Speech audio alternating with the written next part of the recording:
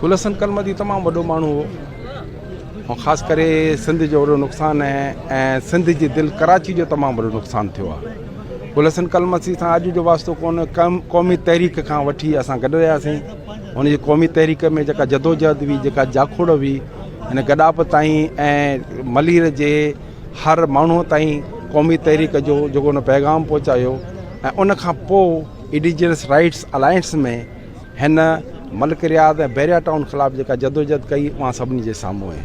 ऐं सभ खां वॾी ॻाल्हि, असां कराची वारनि जो वॾो नुक़सानु थियो आहे छो जो हिन मुल्क जे वजूद में अचण खां पोइ असांजा माग मकान सभु ख़तमु थी विया। हिन जदोजहद करे दुनिया खे इहो ॿुधायो त टेहटी तिनटी कीअं थी, लालूअ जो खेट लियाकताबाद कीअं थियो ऐं ॿियूं अहिड़ियूं जेके मुख़्तलिफ़ असांजा जेके माग हुआ उहे तब्दील थी करे धारियुनि में कीअं थिया ऐं माण्हुनि खे अवेयरनेस ॾिनई।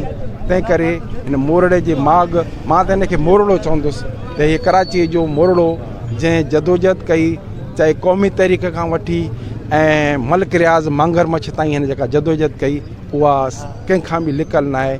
असांजो तमामु वॾो नुक़सानु थियो आहे ऐं असांजो तमामु बहितरीनु साथी ख़ासि करे कराची जो वॾो नुक़सानु थियो।